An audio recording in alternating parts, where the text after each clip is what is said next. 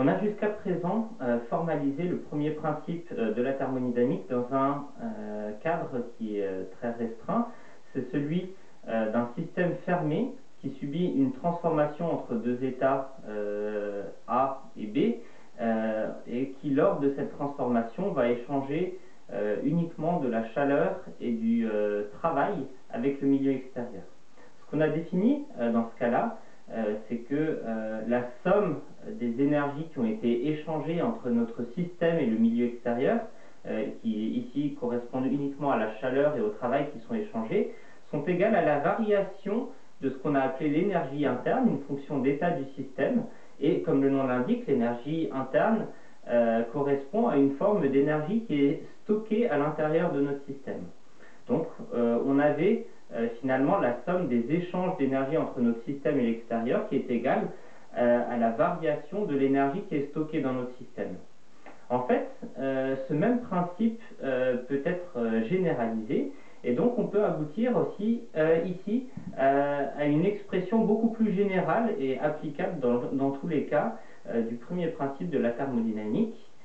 Celui-ci stipule que lorsque un système, n'importe quel système, donc pas forcément un système fermé, subit une transformation, alors ici pas de restriction non plus sur la transformation, donc le cas le plus général c'est généralement une transformation ouverte entre deux états différents. Lors de cette transformation, la somme des différentes énergies échangées, alors pas forcément uniquement la chaleur et le travail, mais aussi éventuellement d'autres énergies échangées, est égale à la variation, à la somme des variations des énergies qui peuvent être stockées dans le système. Alors là, on va rester, quand on l'exprime comme ça, on reste très général et effectivement, on retrouve bien l'idée de principe de conservation de l'énergie, étant donné qu'on a deux façons d'avoir de l'énergie, soit elle est stockée dans le système, soit elle est échangée avec le milieu extérieur, mais on doit avoir une conservation globale de l'énergie, c'est ce qu'on retrouve dans cette équation. Alors, si on l'écrit comme ça, c'est général, mais si on veut l'appliquer, il faut pouvoir exprimer correctement que ce soit les différents types d'énergie échangée ou les différents types d'énergie stockée. La manière de procéder, c'est de pouvoir juger a priori quels sont les différents types d'énergie qui peuvent être concernés dans la transformation qu'on cherche à modéliser et de voir quelles autres énergies sont a priori négligeables et n'ont pas besoin d'être considérées dans la transformation. Et donc, on a besoin d'avoir d'abord un jugement technique, scientifique sur la transformation pour pouvoir avoir une expression plus mathématique du premier principe de la thermodynamique. Alors, quel type d'énergie échangée on peut avoir? Alors, on en a déjà vu deux. On a vu un échange de travail, c'est-à-dire d'énergie mécanique. On peut avoir un échange de chaleur, c'est-à-dire d'énergie thermique. Et finalement, des échanges d'énergie, il en existe pas mal d'autres. On peut avoir de l'énergie radiative, par exemple. De l'énergie lumineuse, donc qui est une forme d'énergie radiative. De l'énergie électrique, lorsqu'on a un courant électrique qui transporte des charges, etc. Finalement, on connaît déjà différents types d'énergie qui peuvent être échangés entre notre système et le milieu extérieur. Et il y a encore un autre type d'énergie échangée qui est très important ici à noter, c'est l'énergie qui peut être liée à un échange de matière, parce que j'ai plus donné de restrictions sur la nature du système, qui peut être non seulement un système fermé, mais aussi bien un système ouvert, qui dans ce cas-là échangera de la masse. Et lorsque le système échange de la masse avec le milieu extérieur, avec cette masse vient une certaine quantité d'énergie liée au transfert de masse, et donc celle-ci doit être prise en compte quand on considère les énergies qui sont échangées. Donc l'énergie échangée qui est liée à un échange de matière.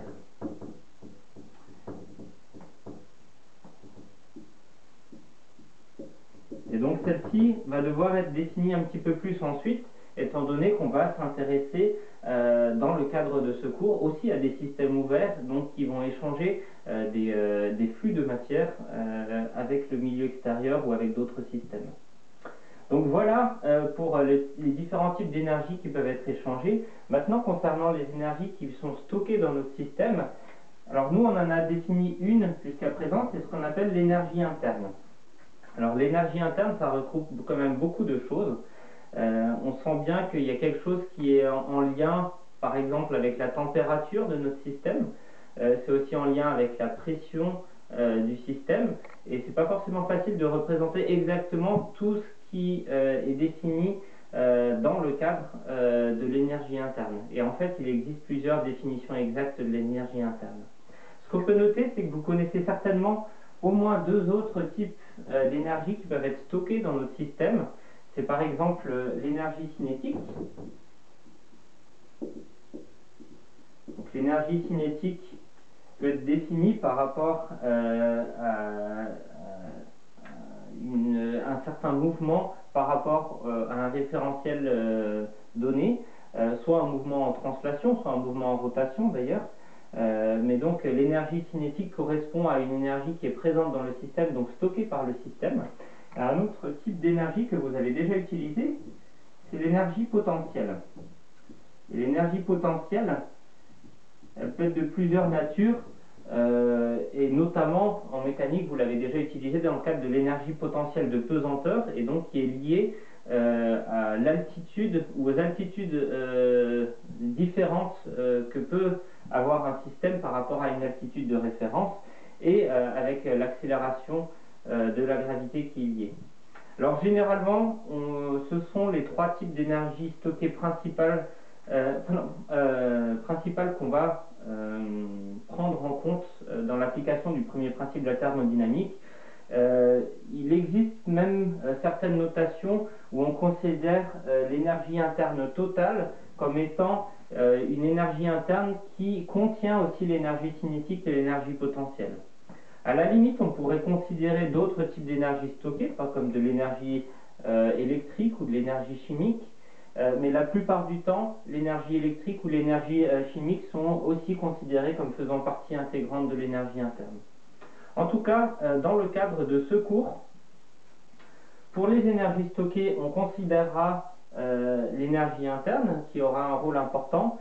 Et dans des rares cas, on pourra prendre en compte l'énergie cinétique. Par exemple, si on a une tuyère de sortie d'un turboréacteur, l'énergie cinétique joue un rôle important. Mais la plupart du temps, les variations d'énergie cinétique seront négligeables devant les variations d'énergie interne. Pour l'énergie potentielle, elle jouera rarement un rôle. On se doute bien que si on décrit un barrage, ça jouera un rôle, mais la plupart du temps, ces variations sont faibles et négligeables donc vis-à-vis des variations d'énergie interne. Et pour les énergies échangées, on prendra bien sûr en compte le travail et la chaleur, et lorsque c'est nécessaire, on prendra aussi en compte l'énergie échangée liée à un échange de matière, lorsqu'on reçoit de la matière ou lorsqu'on fait sortir de la matière d'un système.